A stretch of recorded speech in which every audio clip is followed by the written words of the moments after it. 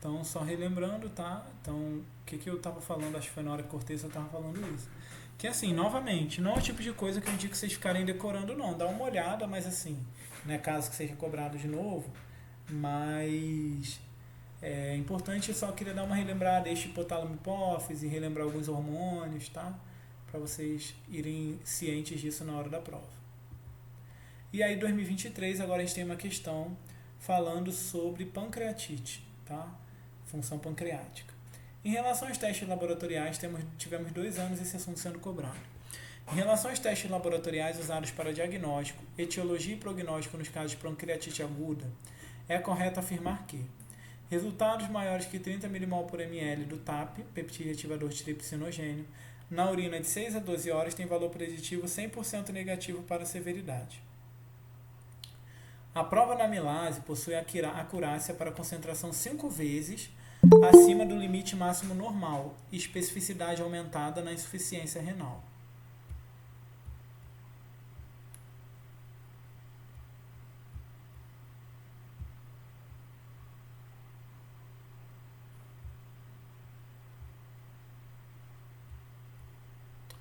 Ih, já deu gabarito. Mas tudo bem. Tive que sair e apareceu. Mas vamos lá, tá? A gente discute a questão. A prova da amilase possui acurácia para concentração 5 vezes acima do limite máximo normal e especificidade aumentada na insuficiência renal.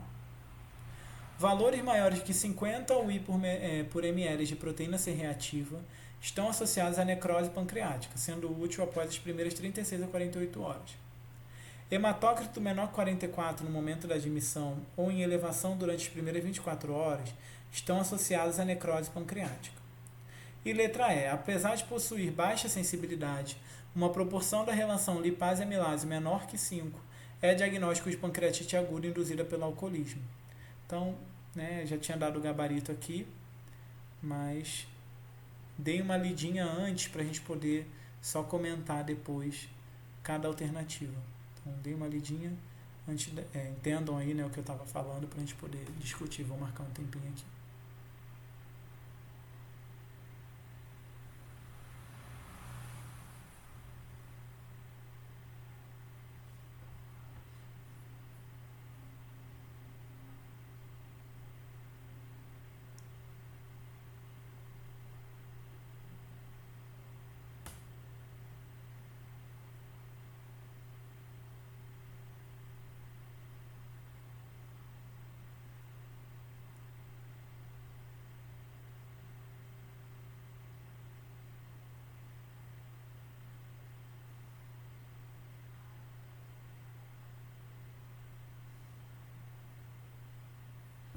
Então vamos lá, gente. Gabarito era a letra A. O livro tem uma tabela, mas a gente vai discutir um pouquinho cada caso, tá? Então o gabarito era a letra A, que falava do TAP, né? Cadê o TAP aqui? Peptídeo ativador de tripsinogênio. Quando maior que 30, na urina de 6 a 12 horas, tem valor preditivo 100% negativo para a severidade. Tá? Então, valor preditivo negativo, 100% para a severidade. Tá aí, ok. Letra B. A prova da amilase possui acurácia para concentração 5 vezes acima do limite máximo normal e especificidade aumentada na insuficiência renal. Letra B. Então, a amilase está curada para até 3 vezes acima do limite máximo normal, especificidade diminuída na insuficiência renal. Faz sentido o que estava descrito aqui? Não. Porque, lembrando, né, da diferença do que é acurácia, do que é especificidade. Então, ela é acurada para concentração até 3 vezes acima do limite máximo normal. Então, assim, até 3 vezes é acurada. Eu posso confiar naquele resultado ali como verdadeiro, né? Acima disso, né, então aí aqui no caso ele botou 5 vezes, a gente já começa a perder a acurácia, né? Então faz sentido aí com o conceito. E já a especificidade é o contrário, né? Ela acaba sendo diminuída na insuficiência renal. E de fato, assim, se a pessoa tem insuficiência renal, né, mais um agravante pode dificultar a minha interpretação, né? A especificidade está aumentada, é mais difícil, normalmente é o contrário, tá? Proteína C reativa, né, um marcador inflamatório importante. Então, valores maiores que 50 associados à necrose pancreática, difícil. Assim, PCR, né, que a gente usa muito, o valor normal ali é até um 6 mais ou menos, 50 já é aumentado. Mas para uma necrose, que é um caso bem severo, realmente eu esperaria um valor bem mais alto. E aí maior que 200 seria um marcador aí de uma necrose realmente. Hematócrito menor que 44 no momento na admissão ou em elevação durante as primeiras 24 horas estão associados à necrose pancreática. Do hematócrito está errado, na verdade é maior que 44. Ou seja, o que acontece? Quando a gente tem uma pancreatite, né, tem uma inflamação, a gente fala que a gente tem um terceiro espaço. Né? A gente tem extravasamento de fluido para aquele local que está inflamado. Com isso, a gente tem o quê? Uma hemoconcentração. Então, por isso, o esperado é que o meu hematócrito aumente. Né? Isso. E agora a letra E. Apesar de possuir baixa sensibilidade, uma proporção da relação lipase-amilase menor que 5 é diagnóstico de pancreatite aguda induzida pelo alcoolismo.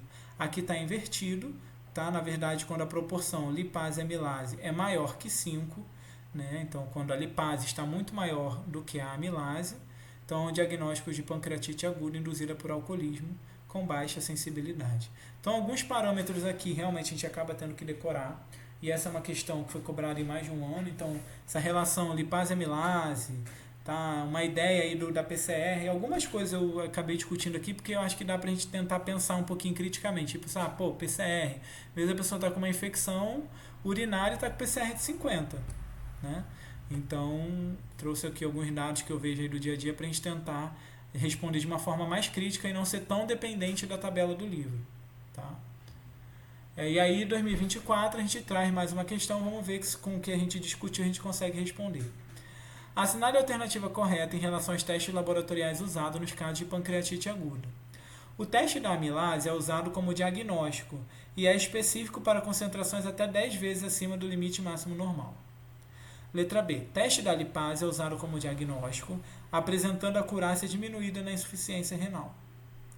Valores maiores que 100 UI de PCR estão associados à necrose pancreática.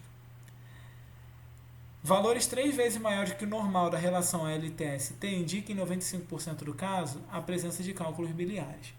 E a proporção lipase-amilase, quando maior que 5, é diagnóstico de pancreatite aguda induzida por alcoolismo. Pensem aí um tempinho.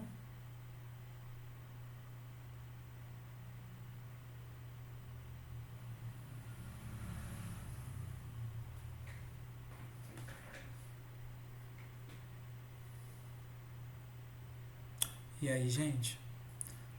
Letra E. Letra E, né? Que lá na outra estava errado, porque eles tinham botado o contrário, eu comentei com vocês. Então, quando a lipase está aumentada mais de 5 vezes do que a amilase, a gente considera aí que é uma pancreatite aguda, né? A letra A está incorreta, porque a gente já tinha comentado. Então, a acurácia ela vai se perdendo. Então, até 10 vezes acima do limite máximo, o teste já não é nada acurado. Então, o proposto aqui é até 3 vezes do limite máximo normal. Teste da lipase usado como diagnóstico. Como eu comentei, também tinha isso na questão anterior. A especificidade ela é diminuída quando tem insuficiência renal. Sobre a PCR, a gente viu que o valor é maior que 200, né? E aqui estava invertida apenas, né? Que a relação ALT-AST, quando valores 3 vezes maiores, na verdade, em relação a AST a ALT. Isso aqui é mais difícil de saber, mas aí por eliminação e relembrando aí uma questão que já foi cobrada, daria para responder. Ou seja, quem fez provas antigas e em 2024 chegou lá na prova, se lembrava, conseguia acertar a questão. Isso é um pouco do que a gente tenta trazer aqui, gente. Não é só vocês também aprenderem o conteúdo, decorarem e tudo mais. Mas vejam quantas vezes, aqui só na aula de hoje, já teve uns 3 assuntos que a questão foi cobrada em mais de um ano. Então, se isso garantir para vocês no dia da prova 2 ou 3 questões, vocês já estão no lucro. Tá? Até porque os outros alunos que estão estudando também, provavelmente também fizeram prova antiga e podem lembrar dessas questões. E aí vocês não podem cair nesse erro, né, de não lembrar. Beleza? Então, prosseguindo, agora a gente vai para o nosso último assunto, que é a hematologia. Também um assunto que aí tem um assunto... Nossa, um assunto que tem um assunto, enfim. Um assunto que tem uma temática que já foi cobrada há mais de um ano, né, que é aquela parte de marcadores laboratoriais. tá? Para citometria de fluxo e tudo mais, que eu acho que talvez seja o mais importante aqui para hoje, tá? Mas a gente já finaliza. E aí vamos lá. Então, 2021, diagnóstico de leucemia aguda se baseia na determinação do percentual de blastos existentes no sangue periférico ou na medula óssea, utilizando a técnica de citometria de fluxo, que permite detectar a expressão de antígenos presentes na superfície celular. Um marcador fortemente relacionado com a leucemia mieloide aguda, e que também é alvo terapêutico com anticorpos monoclonais, é o CD5, 45, 8, 33 ou CICAPA. Felipe? CD33. E na leucemia mieloide aguda, geralmente tem composto de Auer, né, que fala. Fala aí pra gente. AD, professor. CD33. Tá, não, mas fala o que você tava falando, que eu não ouvi tudo. É porque geralmente, quando é CD33, né, ele tem aquele, quando é leucemia mieloide aguda, na lâmina tem composto de Auer, né, geralmente, toda vez. Entendi, tá, na lâmina. Beleza. Então, CD33, gente, lembrem disso. Linhagem mieloide, CD33, como o Felipe respondeu, fora aí as características que poderiam ser morfológicas, né, na lâmina. Então, marcadores específicos de linhagem, super relevante. Mieloide, CD33. Linfóide B, CD10. Linfóide T, CD7, 5. Né? E eritroide, CD71. Então, tem algumas características aqui do LMA, que eu não vou ficar aprofundando muito. E aí, novamente, em 2023, uma questão que nos relembra um pouquinho, tá, sobre esses marcadores. Assinale a alternativa correta em relação às indicações para a utilização de citometria de fluxo no cenário clínico. A leucemia linfocítica crônica, linfoma linfocítico pequeno, é caracterizada pela coexpressão nas células B anormais de CD20 com pequena expressão de cadeias leves e a presença de antígenos de ativação CD23. Letra B. O papel da imunofenotipagem da classificação de linfomas de célula T não é bem definido, pois a maioria das células apresenta CD8+, perda ou diminuição da expressão de CD2, além da expressão anormal de CD10. A expressão de CD33 é detectada na grande maioria de leucemias mieloides agudas, e por isso o anticorpo usado terapeuticamente é dirigido contra esse antígeno. Letra D. Entre os linfomas de célula B, o receptor de L2 é expresso na maioria dos casos de linfoma folicular, em um subgrupo significativo de linfomas de células B grandes e no linfoma de Burkitt. E na citometria de fluxo, a identificação de blastos da linhagem de célula T consiste na demonstração da expressão de antígenos de CD45. E aí, gente, qual é o gabarito dessa? C. Letra C, né? Então a gente já na outra questão respondeu. Então isso reafirma aquilo que eu falei. Quem fez prova antiga, que tinha feito as de 2021, chegou aqui nas de 2023, não sabia nada de linfocítica crônica, linfoma de células T, mas se lembrou daquela questão anterior, ele acertou e o gabarito é a letra C. Tá? Aqui tem para vocês relembrarem, então, linhagem mieloide, CD33. Tá? Aí eu trouxe aqui algumas informações, tá? Depois vocês deem uma olhada. Não acho que vale muito a pena bater cada uma delas com vocês agora, mas eu deixei aqui para vocês terem como consulta depois. Tá? A letra B eu acho até estranho, porque assim, a letra B ele fala, porque a imunofenotipagem para linfoma celular T não é bem definido, mas a maioria apresenta não sei o quê. A outra diminuição, então assim, ele já descreveu tão bem como seria uma imunofenotipagem, como que não seria bem aplicado, né? Muito pelo contrário, ele meio que se contradisse ali e era o erro da questão. Realmente está bem definido. Se vocês tivessem, poxa, mas está bem descrito que tem diminuição de CD2, aumento tem CD8 positivo, expressão anormal de CD10 e não é bem definido, então claro que não. Tá? As outras ali tem umas decorebinhas aí dos marcadores, então é importante vocês darem uma olhada. Então, linfócitos B, por exemplo, se vocês decorassem essa tabela aqui, iam lembrar que para leucemia linfóide, né, CD10 é o marcador e não receptor de L2, como estava na letra D. E assim sucessivamente. Tá? Então, depois dei uma olhada nessa tabelinha aqui que é relevante, dei uma decorada para a prova. VUNESP 2024. Nos ensaios para avaliação de neoplasias hematopoéticas por citometria de fluxo, já viram que eles amam marcadores. Né? Então, 3 anos, só 2022 que eles não cobraram. Letra A. Então, nos ensaios para a neoplasia hematopoética por cistometria de fluxo são usados como marcadores. CD13 e 16 para maturação neutrofílica, 19 para tipos celulares em geral, CD1A e 1B para separar maturação monocítica na neutrofílica, CD45 para células B, CD15 para células T maduras.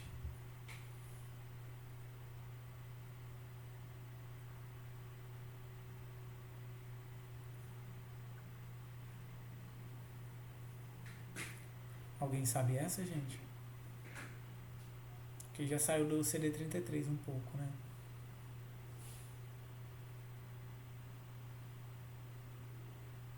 Então o gabarito dessa é a letra A. Tá aqui no livro, que aí tem um outro... Esse capítulo que ele trouxe duas questões anteriores é específico lá sobre algumas neoplasias e tudo mais. Só que tem um capítulo do livro, né, que é só para painel de reagentes, quais que você usa. São 2 capítulos que tratam sobre isso, tá? Seguidos, se eu não me engano, inclusive. É um que vai falar mais até da técnica de citometria e tal. E aí ele tem essa tabela um pouco maior, que traz outros marcadores importantes. Para mim, os mais relevantes são daquela primeira tabela lá, tá? Mas aqui ele tem outros que vão falando, por exemplo, de maturação neutrofílica, que lá não fala, né? Lá fala só da linhagem linfóide, mieloide e eritróide na leucemia, tá? E aqui ele vai trazer outros marcadores para outras neoplasias. Então, esses 2 quadros, na verdade, aquele primeiro e esse, eles são complementares. Então, depois vocês deem uma olhadinha nesses marcadores. Esse é o tipo de assunto que é interessante, às vezes, colocar num post-it aí colado na parede. Vocês viram que eles gostam de cobrar, quando se trata de hemato, de alguns marcadores. Beleza? E aqui não tem, gente, muito o que falar. Realmente é decoreba, né? Então, são muitos estudos para identificar esses marcadores aí. Claro que eles devem ter alguma função para cada tipo celular, mas às vezes nem é tão definido. Outro assunto cobrado agora em 2022, tá? Mudando aí totalmente. Crioglobulinas. As crioglobulinas são proteínas séricas que precipitam em baixas temperaturas e dissolvem-se quando a temperatura é elevada. É correto afirmar que as crioglobulinas tipo 2 respondem a cerca de 50% dos casos e são Ig policlonais mistas em combinações de IgG e IgM presentes em doenças do tecido conjuntivo, como a LES. Tipo 3 corresponde a uma mistura de imunoglobulina mono e policlonais, sempre com fator reumatoide e frequentemente associada ao vírus HCV. Tipo 1 são imunoglobulinas monoclonais, especialmente IgM tipo K, comumente associadas ao mieloma múltiplo. Crioglobulinas podem ser identificadas normalmente pela eletroforese de proteínas séricas. E letra E, precipitam quando o soro e plasma do mesmo paciente são refrigerados, ou quando só o plasma é refrigerado, mas não precipitam quando só o soro é refrigerado. Então, meio complexo, vou dar um tempinho a mais para vocês pensarem, tá? E aí me responderem essa questão.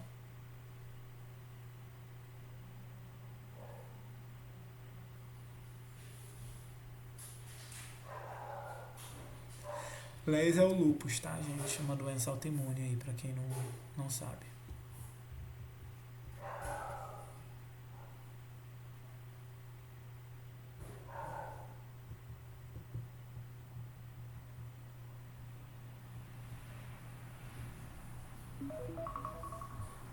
E aí, gente?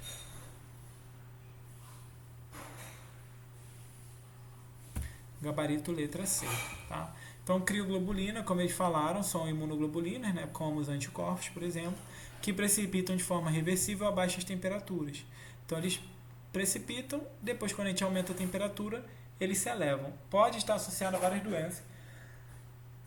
Desculpa, né? Como algumas doenças autoimunes, como eu citei aí o caso do lúpus, doenças reumatológicas, leucemia, mieloma, hepatite C, enfim, pneumonia por micoplasma.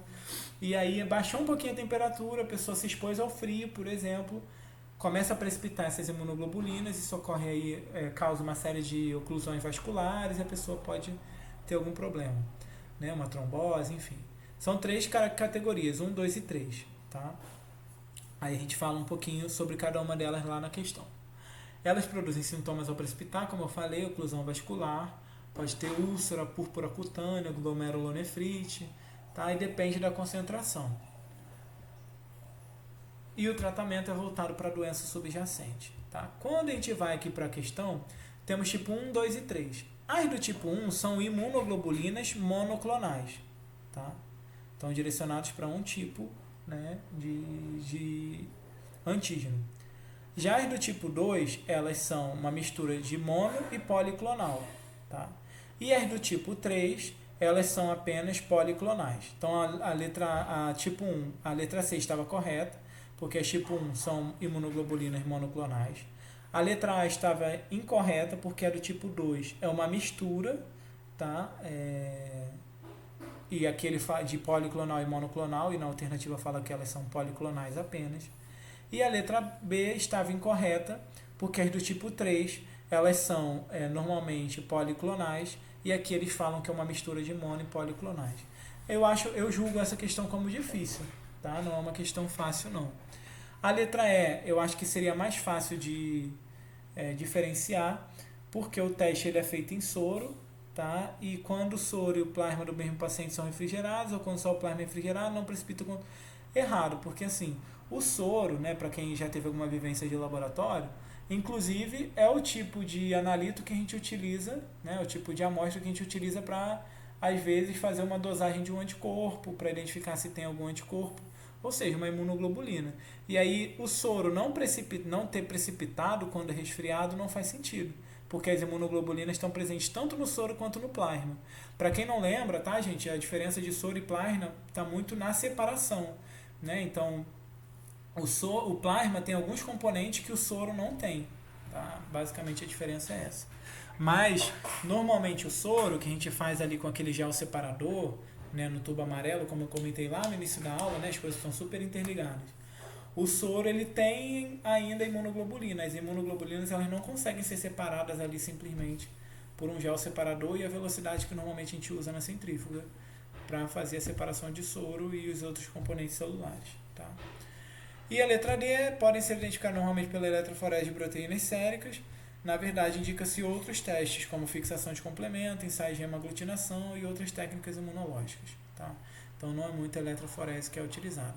Questão difícil, tá? Trouxe aqui só para vocês darem uma olhada, saberem o que são as crioglobulinas e acho que talvez só entender o que é tipo 1, tipo 2 e tipo 3. Tá? E por último, o último assunto que a gente vai falar agora de hemato, assunto importante, é testes de coagulação.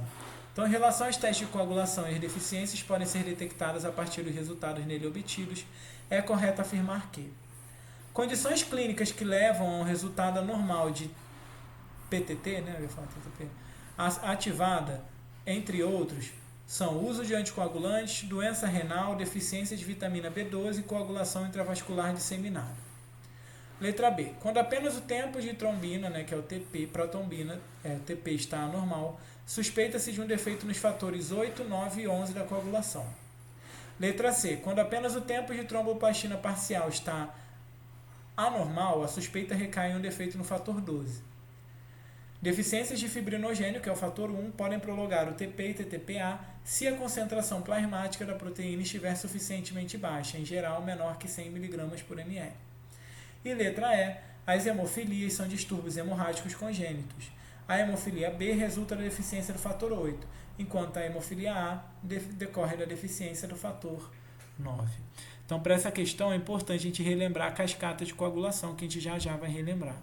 Tá? Vou dar um tempinho aí para quem quiser dar uma relida e se voluntariar a responder essa questão.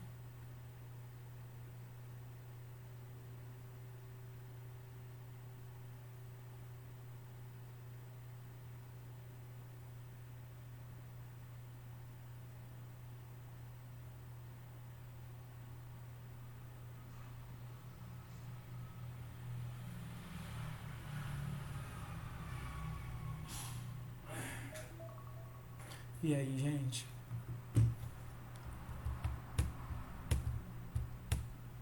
Gabarito letra D, tá? Faz sentido, porque o fator 1, como vocês vão ver aí agora a gente vai ver na cascata de coagulação, ele é comum a via intrínseca e a via extrínseca, né? E o TP e o TTPA são testes, cada um avalia uma das vias, né? Um avalia a intrínseca e outra extrínseca. Então, se eu estou falando de um fator, né, que é comum às duas vias, faz sentido que ele prolongue tanto o TP quanto o TTPA, Tá? Vamos lá pensar sobre isso. Então, para quem não lembra, né, a cascata de coagulação, nós temos duas vias, a intrínseca e a via extrínseca. A via intrínseca ela é ativada por superfície, né, e a extrínseca pela tromboplastina tecidual. Basicamente, as duas levam à coagulação, o que diferencia a forma de ativação, os fatores que ativam ela. A via intrínseca envolve vários fatores, então é mais fácil decorar a extrínseca, que é do fator 7. Né? Os demais fatores, então 12, 11, 9 e 8, né, os principais, são da via intrínseca.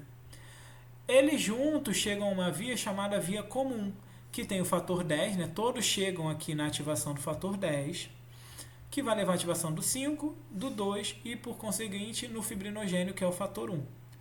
Tá? O TTPA, né, ou PTT ativado, enfim, está envolvido na via intrínseca, enquanto que o TP está envolvido na via extrínseca. Isso pela forma que o teste é feito. Tá? Logo, se eu tiver uma deficiência nestes fatores aqui da via comum, concordam que eles vão elevar o tempo de tromboplastina parcial e o de protrombina? Certo? E aí aqui a gente tem algo que dá para ver melhor, tá? Então, na hora que eu for fazer o teste, tá? O que eu faço, por exemplo? Quero fazer o teste de TTPA. Para quem não teve a oportunidade de fazer, você adiciona ali um ativador de superfície, um fosfolipídio exógeno e cálcio. Né? Então você tenta simular como se tive um extravasamento ali e aí os meus fatores entraram em contato com a superfície, tá? Ali de uma célula e tudo mais, tá? Que não deveria entrar em contato. E aí então ali que a gente coloca ali fosfolipídios exógenos, cálcio e tudo mais, vou ativar o fator 12 em 12A, 11 em 11A, enfim, né? Tudo vai levar a culminar a ativação do fator 10 em 10A, que vai converter a protrombina em trombina e o fibrinogênio em fibrina, né, formando ali o meu coágulo, que é o que eu desejo. Isso é o teste do TTPA. Então, portanto, ele está envolvido com a via intrínseca, tá? Que tem uma série de fatores, depende de ativação de superfície. Já o TP, ele depende do meu fator tecidual. Então, eu acrescento essa tromboplastina tecidual, né, o fator tecidual, ali no meu tubinho que eu estou fazendo o teste, e eu vou levar a ativação do fator 7 em 7A, que por conseguinte vai levar a ativação do fator 10 em 10A, da mesma forma, né, que no teste do TTPA, e vai culminar aí na formação do meu coágulo de fibrina. Então é importante vocês saberem isso aqui. Via extrínseca, fator 7. Outros fatores na intrínseca, todos eles vão levar a ativação do fator 10 na via comum, 5, 2 e o fibrinogênio, que é o fator 1. Tá? E aí a partir disso a gente consegue diferenciar. Aí a gente volta lá para a questão.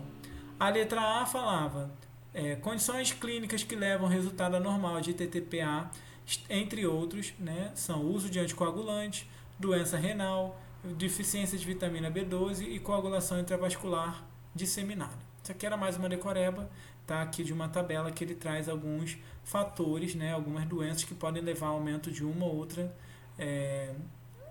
de um ou outro teste. Tá? Na letra B, então a gente vamos fazendo por eliminação. Letra B. Quando apenas o tempo de protrombina está anormal, que é o TP, suspeita-se de um defeito no fator 8, 9 e 11 da coagulação. Já sabemos que não, né? TP está associado à via intrínseca. Extrínseca, né? Que, portanto, está envolvido com o fator 7. E todos esses outros fatores são da via extrínseca. Intrínseca, ai meu Deus. Via... Quando apenas o tempo de protrombina está normal, suspeita de um defeito de fatores 8, 9 e 11. Né? Está incorreta, porque o TP está envolvido na via extrínseca, né? Que é do fator 7. E demais fatores são da via intrínseca, que depende do TTPA. Tá? É avaliado através do TTPA, por isso a letra B está incorreta. Letra C. Quando apenas o tempo de tromboplastina parcial ativada, né, TTPA, está anormal, a suspeita recai em um defeito no fator 12 da coagulação. Tá? O que o livro nos traz? Se o prolongamento apenas do TTP em um paciente do sexo masculino estiver associado a sangramento, então o diagnóstico diferencial em probabilidade decrescente de frequência definido é deficiência de fator 8, fator 9 ou fator 11. Se apenas o TTP estiver prolongado e não houver histórica de sangramento, a causa mais comum é um anticoagulante lúpico. Tá? Então, novamente, traz aqui para a tabela. Existem outros fatores, tá, que estão associados à variação do TTP. O fator 12, de fato, está associado ao TTPA, né? Ou TTPA ativado, enfim. Então, essa questão geraria uma certa dúvida, né? Porque se a gente sabe que a via intrínseca que tem o fator 12 é avaliado pelo TTPA, a gente ficaria na dúvida nessa. Só que existem outros fatores que, na verdade, são mais associados a esse aumento isolado de TTPA do que apenas a um defeito no fator 12. Tá? Até porque essa via, como ela tem vários fatores, se você tiver uma deficiência em um ou outro, dependendo, a via continua funcionando normal. Tá? Porque é uma cascata, né? Então é algo que vai aumentando realmente como uma cascata. Então, se um fator, porque geralmente o fator não está totalmente deficiente, né? Então, tem um defeito ali, 50% só daquele meu fator está funcionante, digamos assim. Como se trata de uma cascata com vários fatores, ainda assim eu vou conseguir ativar um pouco do meu próximo fator da cascata e ele vai estar normal, vai se amplificar e, né, eu vou conseguir ter uma coagulação mais próxima do normal possível. Tá? Seria uma justificativa para isso. E aí vão ter outros fatores que podem estar associados a esse aumento isolado aí do TTP. Tá? E na letra D, mas aí daria para vocês acertarem essa questão, porque ela traz que o fator 1, que é o fibrinogênio, pode prolongar tanto o TP quanto o TTPA. Como nós falamos, né, o fator 1, que é o fibrinogênio, é da via comum, então, portanto, pode prolongar os dois tempos aí, o de protrombrina e o de tromboplastina parcial. Então, dava para acertar essa questão.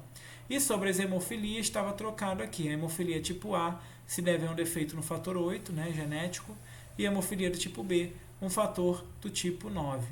Então, aqui na questão eles trocaram, por isso estava errado. Então, é relevante saber os tipos de hemofilia e entender também, né, relembrar aí a cascata de coagulação, o básico, tá, gente? Então, o que é via intrínseca, o que é via extrínseca, quem ativa, fator principal é da extrínseca e os fatores da via comum. Aí, por eliminação, vocês lembram da via intrínseca.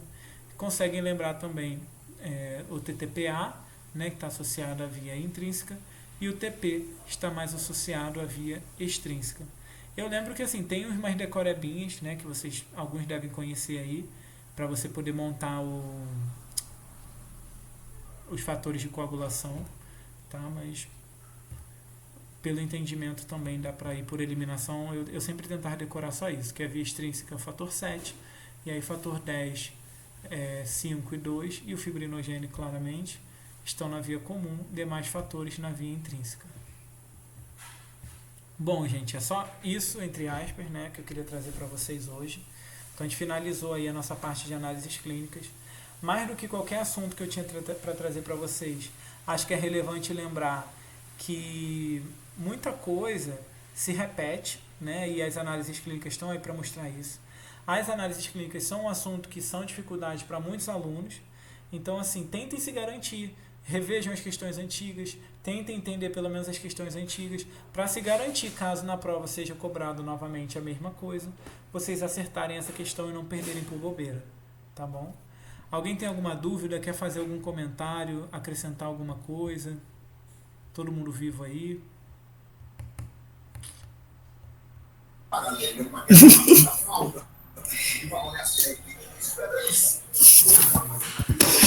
dando ok. Então, gente, essa aula vai ficar gravada, só relembrando aí os últimos avisos, tá? Essa semana alguns alunos a gente vai encontrar, né? Para quem não teve encontro ainda. Obrigado, Maria Paula.